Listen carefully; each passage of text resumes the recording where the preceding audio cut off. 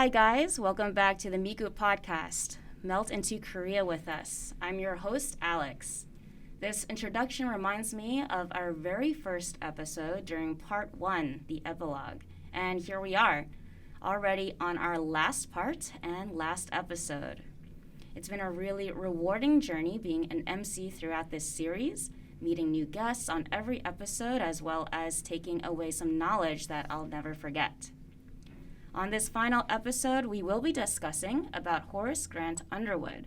And the reason why I am actually really excited for today's episode is because our special guest is kind of an expert in missionaries and even attended Gyeongsin University studying about this topic. So let's all welcome Tin.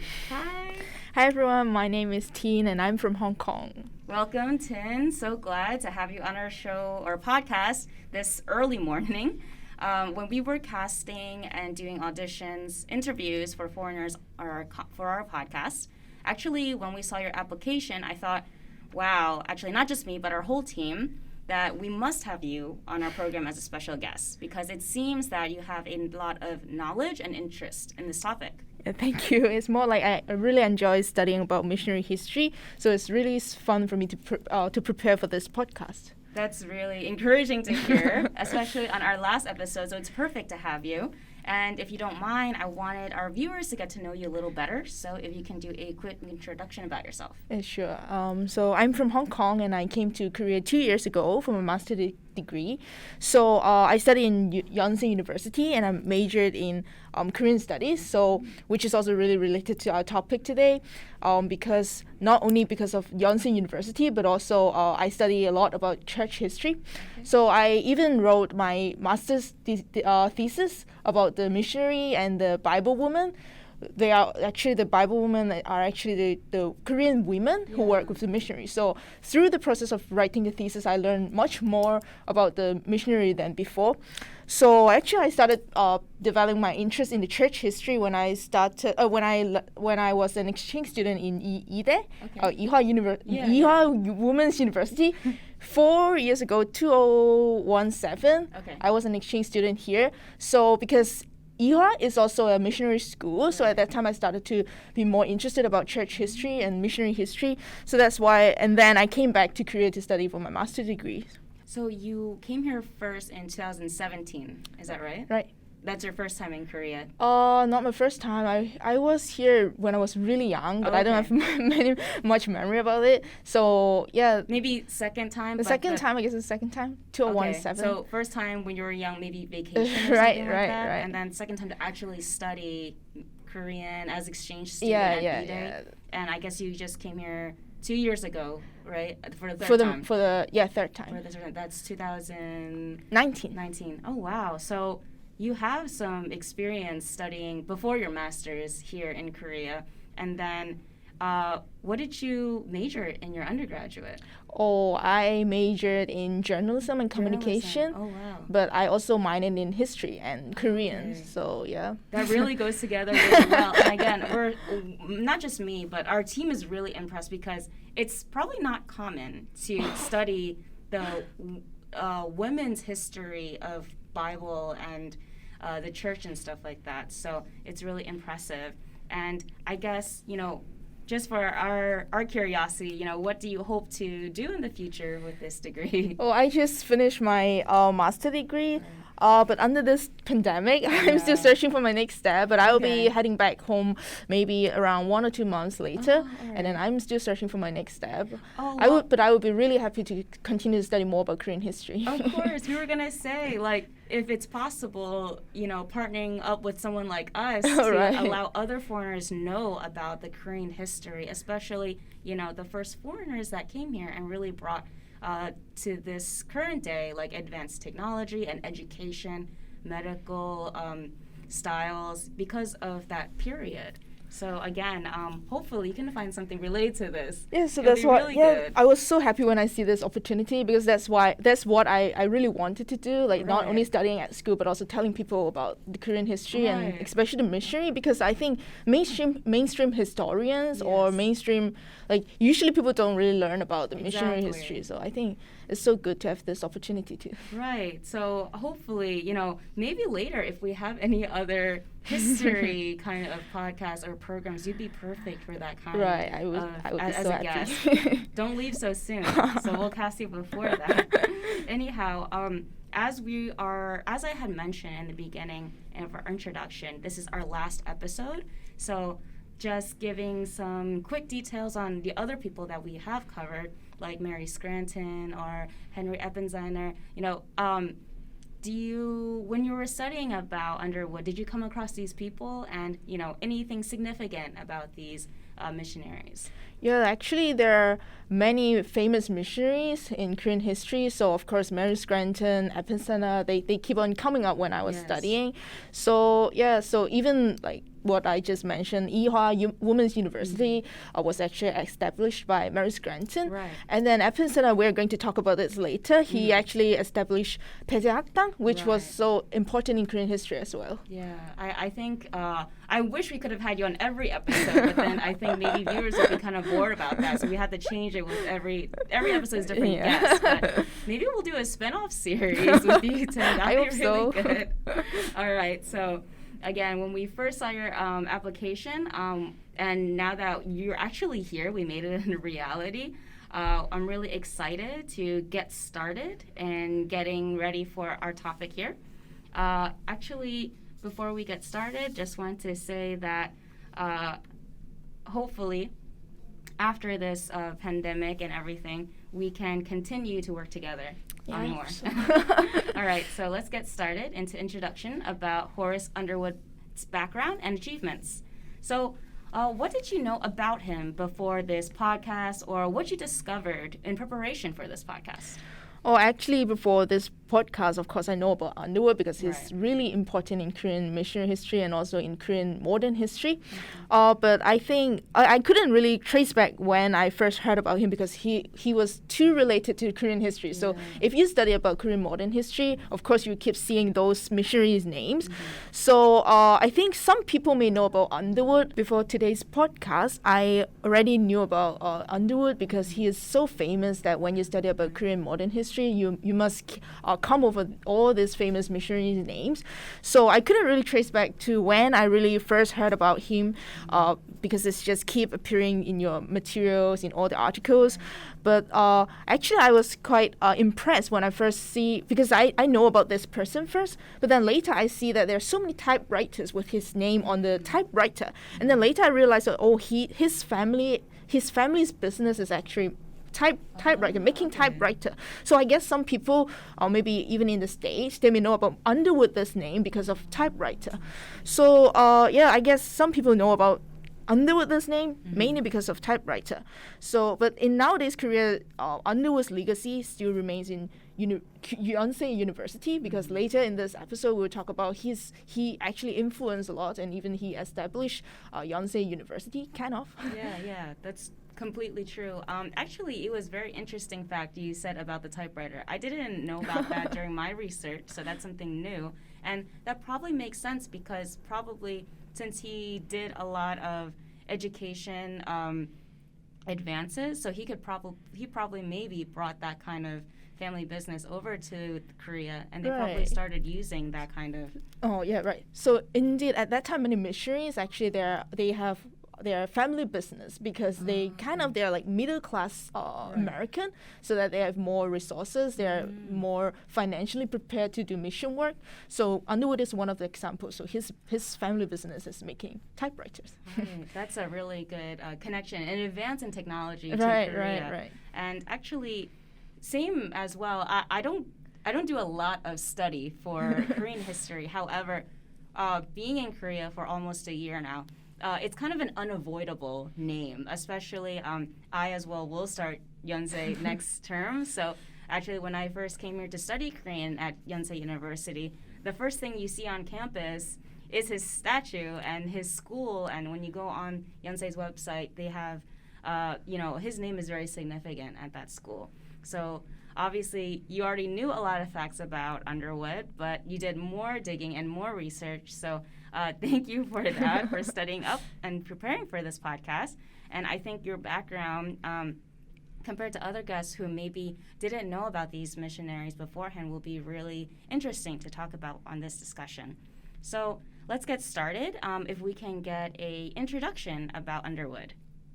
So Horace Underwood was actually born in London and immigrated to USA at the age of 12 in 1872. He eventually graduated from New York University in 1881 and then New Brunswick Theological Seminary in 1884. So later he was appointed by the Presbyterian Board and became a missionary in Korea, and he arrived in Korea in 1885. Oh, wow. So then what was his motive to, choose Korea instead of another country? Actually, he didn't really choose to be a Korean missionary at the beginning because he felt that he was called to be a missionary in India when he was 4 years old after listening to a sermon or like something like that. And then, but in the 1880s, when he was studying in the seminary, he heard a paper presented by his classmate. And then that student, he just tried to ask for other missionaries or other students to talk about the opening up of Korean mission field. And then he also mentioned the need of missionary to there. So then after Underwood heard about the presentation, he was so impressed, and then he started to think about whether he should go to India or go to Korea. So after some years of seeking, he finally felt that maybe he should go to Korea instead of India. That's why at last he chose to go to Korea. Oh wow, that's interesting that India and Korea are completely very different countries, although they're in Asia. So to have him growing up for years thinking that his calling was India and then being inspired, I guess, by the paper and switching over to Korea, that's really interesting. Yeah. That's kind of like, probably in anyone's life, right? Where you plan to do something and all of a sudden, something motivated or encouraged them to change it. So actually, once he landed in Korea, how did he get started? Oh, at that time, there are not many missionary work in Korea yet because Korea was still it is just started opening up. So Korea is a really small country that no missionaries are really interested. They want to go to big country like India, China. So Korea at that time is so small that there are not much missionary facility.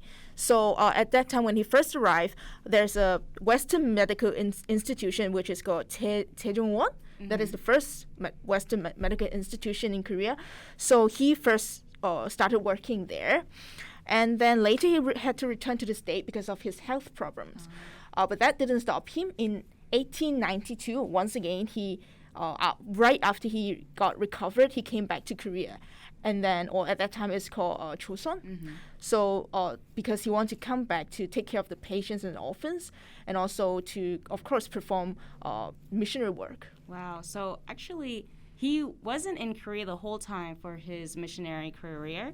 So he was only in Korea for about 7 years before leaving and then coming back again. Health is probably the most important. And I guess he was really determined because, in that short amount of, well, it's not a short amount of time, 7 years, but then going back to the U.S., I guess he felt like he just had to go back to complete and continue his missionary services. Yeah, so although his first motivation, of course, is to spread Christianity, but he actually came and then opened a Christian orphanage in Seoul, and also founded the Saimun-an Presbyterian Church is still there, and has established the Korean Tract Society, and also published the first Korean. Although having the first intention to spread Christianity, he actually also opened a Christian orphanage in Seoul, and also he founded the Saimun-an Presbyterian Church. He also established the Korean Tract Society and also published the first Korean hymnal, and also he chaired the board of translators of scriptures into Korean. Wow. So he did all of that. That's a lot of accomplishments for one man in the 1800s. Probably the most notable achievement was that in 1915 he founded Yonsei College, which is known today as Yonsei University. Right, your university. And yours too. So as one of the top universities in Korea, it is no wonder we've heard his name at some point while in Korea, just like my personal experience. Yeah, that's true. But not only him, but his whole family, specifically generation after generation. His son Horace Horton Underwood, after graduating from college in the States, he returned back to Joseon to work as a teacher in Gyeongsin school, our topic today. Right. And also, after seeing the March 1st independence movement of 1919, he sought, along with Frank Scottfield, to promote it abroad. Right, and actually, when you mentioned Scottfield, I think our viewers will be very familiar with this name because on our previous episode, Frank Scottfield was the main subject of the topic. And it's fun to hear that these heroes that we talked about throughout this whole podcast are actually all connected and collaborating in some way back then. Eventually, Horace Horton Underwood, the son was expelled from Korea by Imperial Japan after the Second World War broke out due to his exposure on the Teani massacre. It's unfortunate that his journey ended in Korea there. No, it doesn't end. He ended up returning to Korea after the nation's liberation in 1945, and he was an advisor to the U.S. military government and the chairman of the Royal Assatic. No, it doesn't end. He ended up returning to Korea after the nation's liberation in 1945, and he was an advisor to the U.S. military government and the chairman of the Royal Assatic Society. Wow, so his accomplishments, just like father, like son, they both returned to Korea at some point in their lives and really did some amazing work in Korea. We actually have to talk about Underwood's grandson too. Horace Grant Underwood, not to be confused with his grandfather, born in 1917, also dedicated his whole life to educational and missionary work in Korea while teaching at Yonsei University. Oh, wow. So actually, he followed his footsteps as his father and his grandfather. So I understand now in the beginning when you had meant generation after generation of achievements in Korea, it literally, Underwood's son and grandson had very similar roles in Korea and a lot of accomplishments as well. And actually, to discuss more about Underwood on a personal level, what was your first impression of Underwood, before or after you were researching about him? He was so important. Yeah. That's all I could say. But actually, it's so hard to say, which missionary is more important because everyone has their own focus in missionary work. But then everyone worked together to build up today's Korean society. Not only the church perspective, not only the spiritual perspective, but also the modern Korean history. It is we couldn't omit their presence when we talk about Korean history. So Underwood is one of them.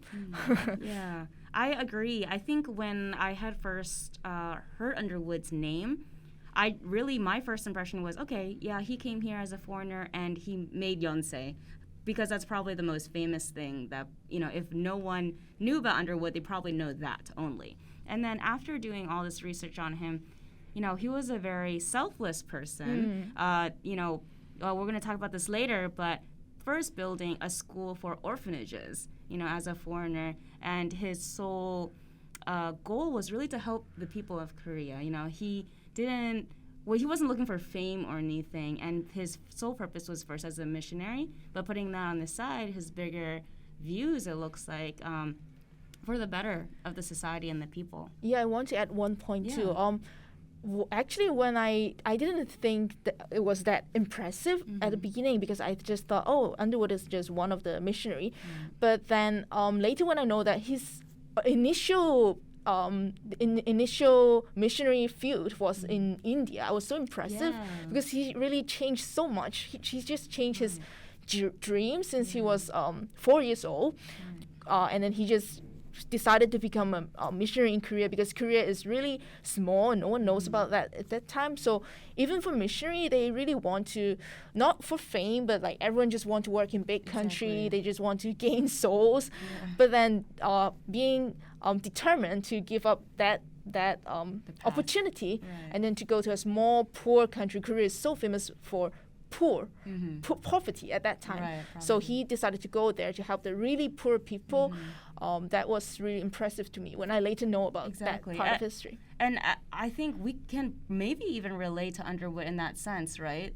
As I mentioned before, we had one goal that we maybe had a dream all our lives, but then something swayed us to do something else, a bigger picture for our life. And as you had mentioned, if he had chosen to go to India instead of Korea, we have no idea how Korea would have not developed because of him. So I think out of the missionaries, he had a huge role in Korean's history.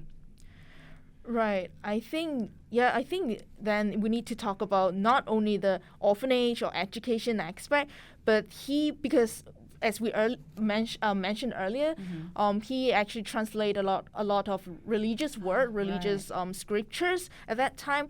So this is not only affecting not only making more, not only helping the development of Christianity, but also it's actually boost the literacy rates in Korea, because at that time people cannot really read, especially for women, and also for the commoners, they cannot really read the Chinese classical characters, because at that time it's very difficult to read them. So actually, Hangul, the Korean letters were invented so long ago, like in Sejong Daewang at that time.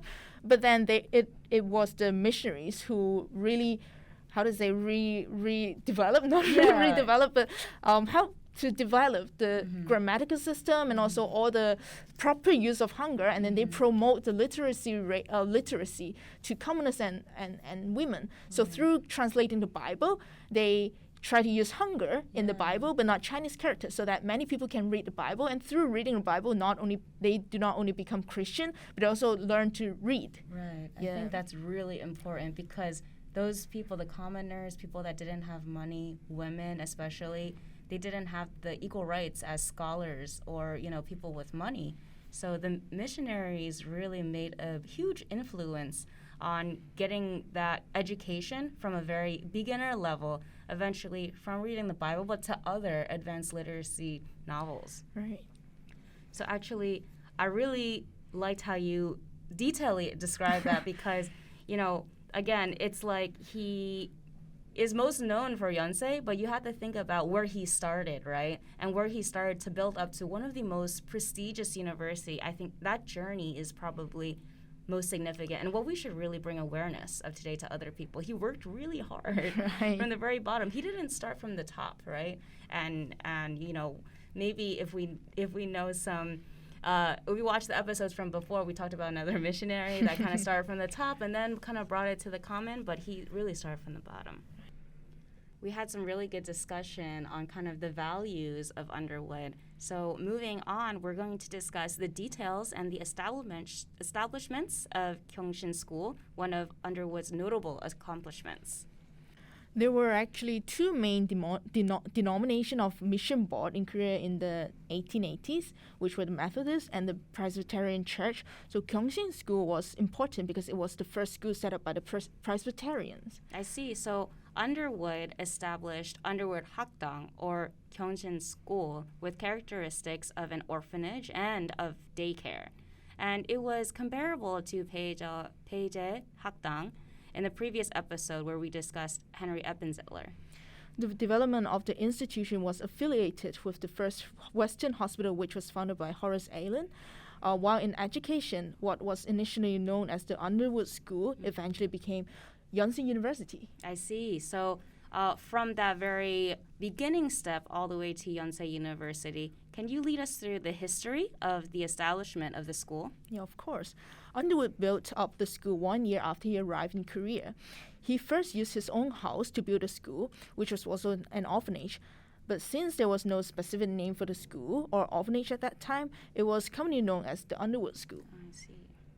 The orphanage did not only feed the boys, but also teach them Korean, Chinese classics, English, and of course the Bible.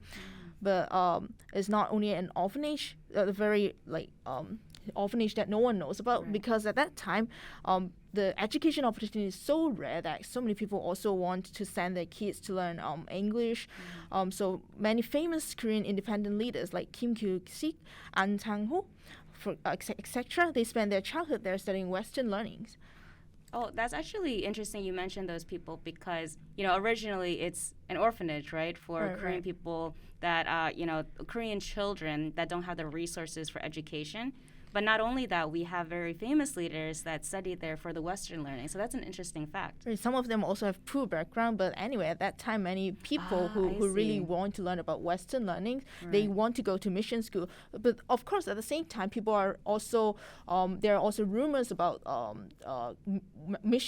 Western missionaries because they say that maybe they would eat the children. Oh my goodness, they had that rumor? Yeah, there are so many rumors at the beginning. But then mainly because of Western medicines, people start to know more about Western missionary, and then they started to trust the foreigners, and then they send their kids to the mission schools to learn English at that time. Yeah. Very interesting. Yeah, so the Underwood school or the Gyeongsin school changed its location several times, and also its name keep on changing throughout time.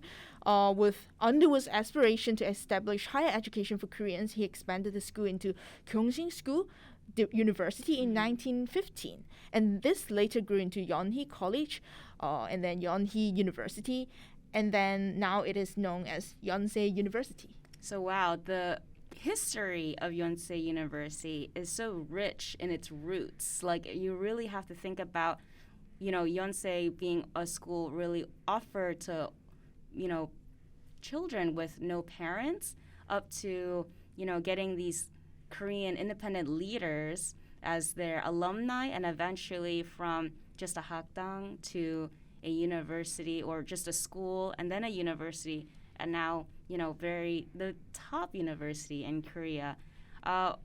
We talked about this lightly, but I just want to go over it one more time about Underwood's accomplishments and what can we learn from him during this period, 1800s, a foreigner, someone that really sticks out in Korea, a very obviously Asian-dominated country, and what the accomplishments did and his kind of values for that.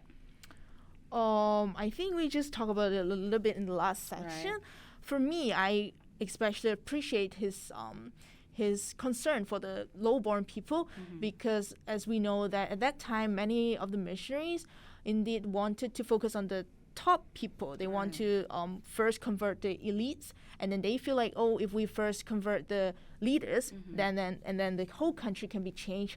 But then Underwood is quite different from those missionaries, so that he actually has a lot of conflicts with other missionaries too, because he insisted that we should start from the low-born people, which is the majority of the citizens of the country people. So that's why he also decided to start an orphanage at the beginning, because he wants to help the poor people, the needy. So this is what I appreciate him the most during that period of time. I think, I can't imagine that, there's only just a handful of missionaries at that time, a handful of foreigners that came to Korea. So there are some conflicts or misunderstandings. And for him to kind of take his own path, his own way, while other missionaries decided, this one path is to get to the elite first and then work towards everyone. But he realized that actually it's more not emergency, but you need to target the majority first, and they needed it the most. The scholars, they had their money, and you can always get to them later, but really he focused on the education aspect of it and decided to work on the Commonwealth first before advancing, and actually gets us into a little bit more to the next topic, which is about 대제 학단, or in the episode with Horace Allen, we had talked about 대제 학단, and then in this episode, we're talking about Underwood's Gyeongsin School. So let's talk about the differences between these two. Yeah, 대제 학당 actually aimed at providing education to the elites who could serve the country. So even from its name, we could know that because 대제 학당, in this name was given by Gojong, the Korean king at that time. So this name actually means the hall of rearing useful men. So many of the students also became leaders of the country there. For example, the first president of Republic of Korea, Lee Seung-man, he also studied there when he was young. So many students were attracted to that school because they just wanted to learn English, and also the government supported it so much because they feel like, we need Western learning. So Gojong was happy with the school too. But then Gyeongsin school was a little bit different because it originally aimed at serving the poor and the needy and the orphan. So it couldn't catch much attention as Pejehaktang. Even when we study in Korean history, we always talk about Pejehaktang, but we don't really always talk about what the Underwood school and also the Gyeongsin school. So even it did not have a formal name at the beginning, so that's why we said that at the beginning he was just called the Underwood School. It's not like Pejehaktang. The Gojong even gave it a name, so it's quite different. And also for the curriculum is also different for Pejehaktang. Because they really want them to learn English well, then they can serve the country. They can become the government official. They can travel around the world to communicate with the Westerner. So they learn a lot about English. But then for Gyeongsin school, because commoners don't have an urgent need to learn about English, so they focus more on Korean and also Chinese first before learning English. Oh, I think that these two schools have completely different vision, right? They have completely different goals, as well as the students themselves were completely on the opposite sides of the spectrum, right? So I don't want to say that it's like they were competitors or anything, but a little bit, right, back then. So it was kind of like Alan's Pejehaktang versus Underwood's, Gyeongsin school. But I can see that both had really good meaning, though, behind it. So we touched up on Alan's Pejehaktang before, and because of his achievements for that, then he was able to do more things, being connected with the royals and King Gojong. But then in this case, for Underwood, obviously the education for commoners really gave the the Korea's kind of a wider stance on education for common people. Right. Both schools are also very important. Right, they're both very important. Yeah, they're not competitors. Right, and even for Gyeongsin school later, it was developed more and more, and then now it was like Yonsei University. Yeah. So both schools are important. right. I agree. They're both just as important, right? So actually, we covered a lot of history and material on Gyeongsin, one of Underwood's many achievements. As we mentioned at the beginning of that episode, as a foreigner in Korea, we are bound to hear the name Underwood at some point while being in Korea. Yeah, as a graduate from Yonsei, there are so many things in Yonsei, which is named after Underwood. Like we have Underwood Hall, we have Underwood College, and we even have a statue in this campus, which is Underwood statue. Right. Actually, when I first went to Yonsei to visit it, I remember seeing that statue right in the center of the campus. His work in education field should not be forgotten, and also his family's love for Korea should not be forgotten too. Like what we mentioned before, his son, his grandson, even so many grandson nowadays, they're still working in different fields to contribute to Korea. And then many of the family members, they died. They were born in Korea and then they were died in Korea. And even Underwood's grave is in Yanghwajin in Seoul. And there are many. There's also an Underwood Memorial Museum in Korea, which is actually in Yonsei campus, Sinchon campus, inside there. But I think you need to make reservation. Okay. So that was a residence of Underwood's son, Horace Horton Underwood. And I think you would get a lot of interesting information when you visit there. I also learned a lot of new things when I go there. Oh, wow. So I think this is a really great recommendation for our viewers and listeners out there. I will definitely check it out since hopefully I get to frequent Yonsei soon, and then maybe if they don't allow me, sometime later, hopefully. So actually, this concludes our last episode of the MIKU Podcast, Melt into Korea with us. I'm really thankful, and it was an honor in inviting you, Tin, for today's last episode. Thank you. It was my pleasure to be here to discuss the topic that I'm passionate about. All right, so from part 1, the epilogue, to part 2, Korean national and public holidays, and finishing with our part 3 series, Human Library, the Melt into Korea with Us series is coming to an end. Closing off, it has been quite a journey, every week digging deeper into culture and history. Our team has worked hard on brainstorming the ideas for the topics, writing the scripts, casting guests, as well as filming and editing all the content, so making sure the quality is up to par. Although it's sad, it's time to bid farewell, but if there's an opportunity, we may be back with more culture and historical projects. So once again, thank you for staying with us until the very end, and this has been the MIKU Podcast, Melt into Korea with us. Thank you, everyone. Bye. Thank you.